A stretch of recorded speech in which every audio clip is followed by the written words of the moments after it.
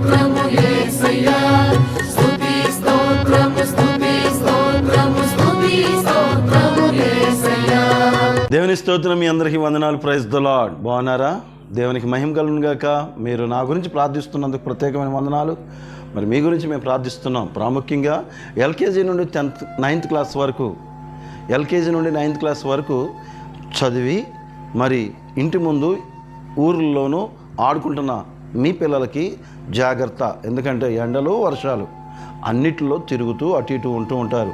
దానివల్ల మరి next class అనేది ఒక్కసారి, ఎందుకంటే పాత బుక్కులు కానీ లేకపోతే బిఫోర్ బుక్స్ తీసుకొని మన పిల్లల్ని సిద్ధపరచాలండి. ఫస్ట్ మన పిల్లల్ని సిద్ధపరచాలి. ఎందుకు సిద్ధపరచాలి అంటే ఒక వాక్యము దేవునితోనే సంబంధం కాదు, దేవునితో సంబంధంతో పాటు మన పిల్లల్ని పెంపొందించాలి, పెంచాలి.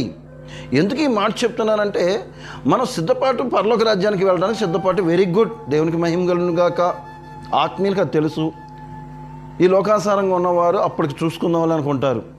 ఇలాగే ఈ యొక్క చదువుకుంటున్న పిల్లలు ఎల్కేజీ నుండి పీజీ వరకు ఎవరైనా కూడా బిఫోర్ నేర్చుకోవాలి, ముందే తెలుసుకోవాలి. అనగా ఇప్పుడు ఫస్ట్ క్లాస్ చదువుతున్న వారు 2వ తరగతికి వెళ్తున్నప్పుడు 1వ తరగతి బుక్స్ వేరే వాళ్ళకి ఇచ్చి 2వ తరగతి బుక్స్ తెచ్చుకొని మామూలుగా చదువుతూ ఉండంటే టీచర్ చెప్తున్నప్పుడు ఎక్స్ప్లెయిన్ చేస్తున్నప్పుడు నీట్గా అర్థమవుతుంది.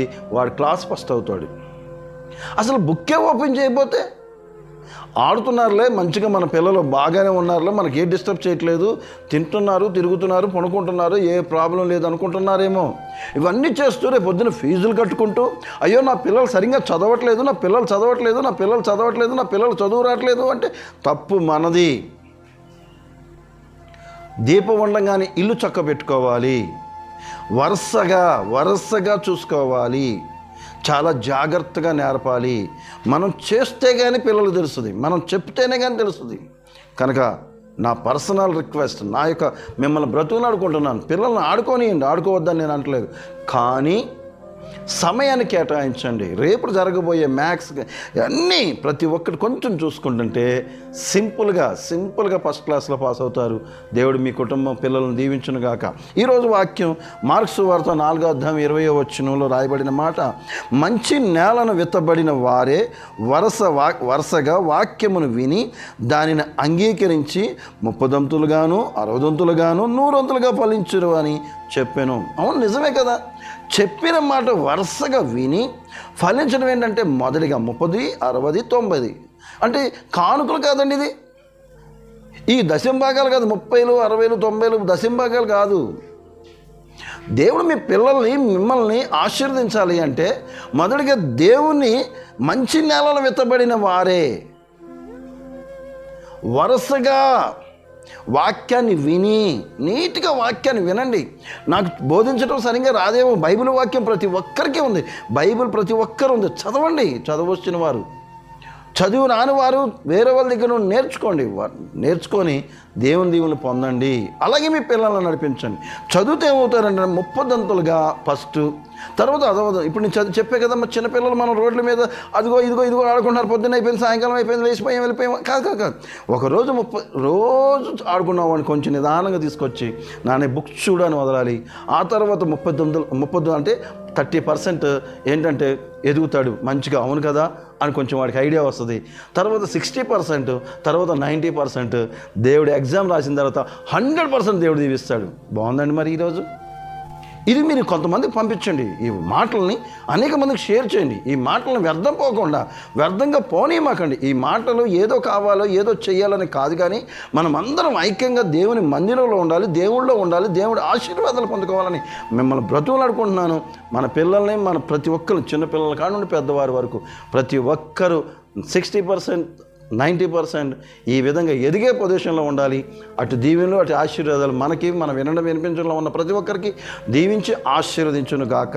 ఆమేన్. తల ఉంచుకుందాం, కన్నులు మూసుకుందాం. పరిశుద్ధుల జీవాధిపతి, జీవం గల తండ్రి, నీకు వందనాలు, స్తుతులు, స్తోత్రాలు రాజా. అవునయ్యా, ఈరోజు మేము ఏ స్థితిలో ఉన్నాం? 0 పొజిషన్లో ఉన్నామేమో అయ్యా. 30% తర్వాత 60%, ఆ తర్వాత 90%.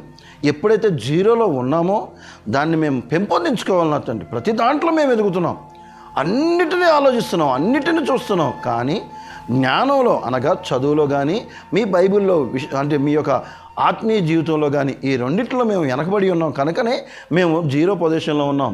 అయా 100% నా తండ్రి ఆయన ఈ లోకంలో నా తండ్రి సాతాను గాడు అనేక రకాలుగా అయా నా తండ్రి పడేస్తున్నాడు నా తండ్రి. వాటిని జయించే శక్తిని మాకు దయచేసి నీ కృప చూపించమని ఈ యొక్క వినిపించండి అనేక మందికి ఆశీర్వాదకరంగా మాకు దీవెనకరంగా అయ్యా నా తండ్రి నాయన మేము కూడా 30%, 60%, 90% మీ ముందుకు వచ్చి 100% పొందుకునే కృపను మాకు దయచేయమని ఈ చిన్న ప్రార్థన ప్రభువైన యేసయ్య అతి పరిశుద్ధ నామమున అడిగి వేడుకొని పొంది ఉన్నాం పరమ తండ్రి, ఆమేన్. Praise the lord. ఈరోజు పెళ్లి రోజు అలాగే పుట్టినరోజులు జరుపుకుంటున్న మీ అందరికీ నా హృదయపూర్వక వందనాలు. వినిపించండి కార్యక్రమం ద్వారా మీరు ఆశీర్వదించబడుతున్నందుకు వందనాలు. అలాగే పెళ్లి రోజులు పుట్టినరోజులు జరుపుకుంటున్న వారికి వినిపించండి తరపున మీకు దేవుడి దీవెనలు కలుగును గాక. ఆమేన్.